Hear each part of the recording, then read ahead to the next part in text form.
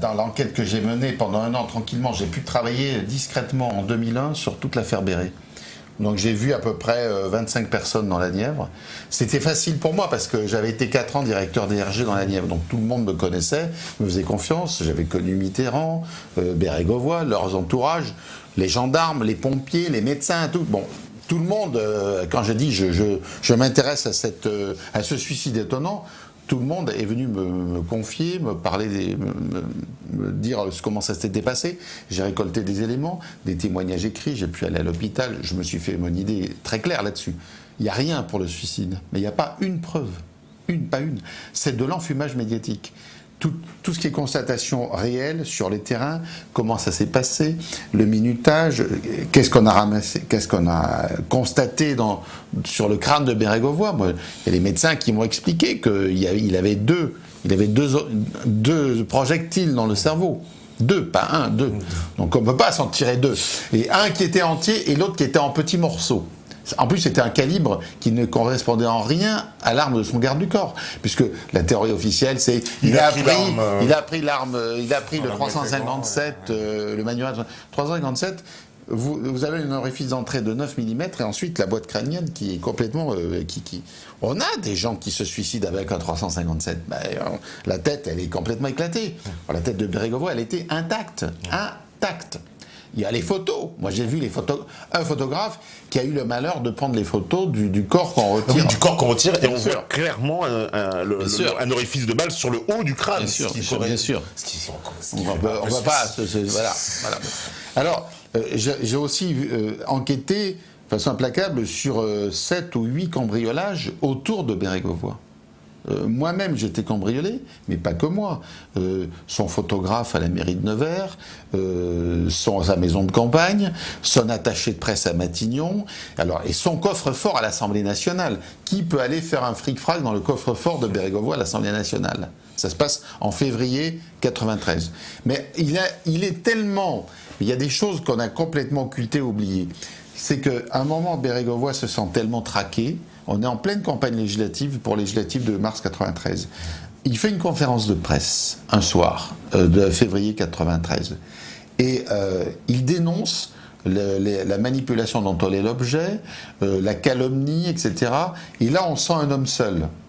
C'est-à-dire qu'il a compris qu'il est complètement dans le collimateur de quelque chose d'énorme. Et le dernier cambriolage qui a lieu, il a lieu 15 jours avant sa mort, dans la nuit du 15 au 16 avril 93. C'est des inconnus qui vont cambrioler son notaire à Nevers. Et ces gens-là, ceux qui ont fait ce cambriolage, ce sont les mêmes qui sont venus cambrioler ma propre villa un an avant. C'est absolument la même façon d'opérer. Moi, je suis allé voir le notaire de Bérégovoy, il n'a accepté de parler à personne sauf à moi. Personne ne l'a interviewé, ce notaire. Il m'a bien dit qu'après ce cambriolage, Bérégovoy s'était précipité chez lui, mais complètement affolé, en lui disant « Écoutez, tout ça, c'est à cause de moi. J'ai des documents hyper compromettants, des choses terribles pour la classe politique. Et ils veulent que je le rende.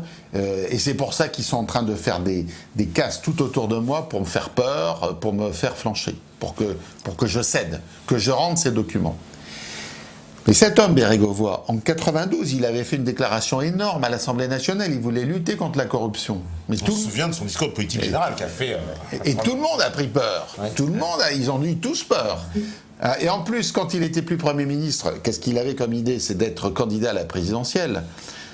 Mitterrand était déjà malade, il avait été vacant, il avait assuré l'intérim en gros de la présidence pendant un mois. Il se disait moi je pourrais être candidat, et le programme auquel il pensait, c'est qu'il voulait faire du ménage. Il voulait dire j'amènerai de la moralité dans la classe politique française. En plus, je dirais, il avait la culture pour ça. C'était un ancien ouvrier. Il avait grimpé à la force du poignet. Il n'était pas issu d'une grande famille. Il n'avait pas fait les grandes écoles. Pour lui, arriver aux commandes de la France, c'est peut-être réaliser un rêve de moralisation, de nettoyage. On va faire quelque chose de neuf qu'on n'a pas fait. D'ailleurs, il paraît dans la classe politique à cause de ça. Il n'était pas du Sénat. Il était très exclu. Il était assez minoritaire parce que un ouvrier qui arrive à être Premier ministre, c'est pas tous les jours que ça arrive quand même. C'était plus sérail, oui. Il n'était pas du tout dans le sérail, ni dans les bons papiers de Mitterrand. Et quand il a fait des déclarations, que ce soit dans l'entourage de Mitterrand ou à droite, partout, tout le monde a été effondré en disant mais qu'est-ce que c'est que ce gars-là On pensait que c'était un gestionnaire de comptes, le gars du Francfort et tout, et maintenant voilà qui veut nous mettre l'anticorruption, qui veut faire du nettoyage en France, mais inadmissible.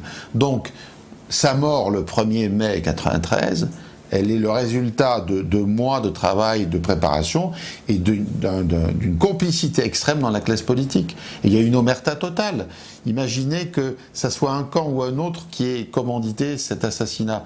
Ben, l'autre camp aurait dit mais nous avons là matière de chantage. Or, qu'est-ce qui se passe après la mort de Bérégovoy? Silence total. Tout le monde accepte la version officielle. Personne ne la conteste. Et même aujourd'hui, en 2008, j'ai fait un film avec Francis Ginery sur la double mort de Pierre Bérégovoy.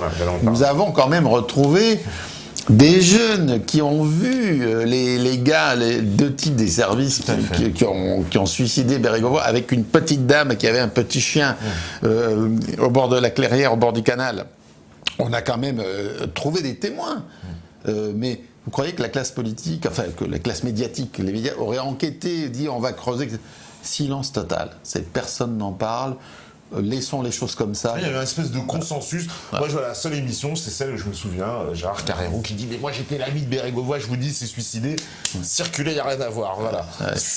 Le plus terrible, c'est que sa femme, quand même... moi, j'ai eu l'occasion un soir de rencontrer Gilberte Bérégovoy, qui est une femme effondrée après la mort de son mari. Ça n'est jamais remise. Elle a toujours été persuadée qu'on avait éliminé son mari. Elle n'a jamais cru au suicide. Elle n'a jamais cru au suicide. Jamais. Et on l'a pris, etc. On l'a un peu avec... c'est une veuve qui voilà, elle est triste, donc elle veut pas. Mentalement, elle a plus un équilibre, etc. Voilà. Mais c'est connu. Quand vous dites la vérité, où on vous extermine par des procès judiciaires, on vous traque, on vous harcèle, ou alors on dit que vous êtes fou, que vous manquez un... On fait tout pour vous décrédibiliser.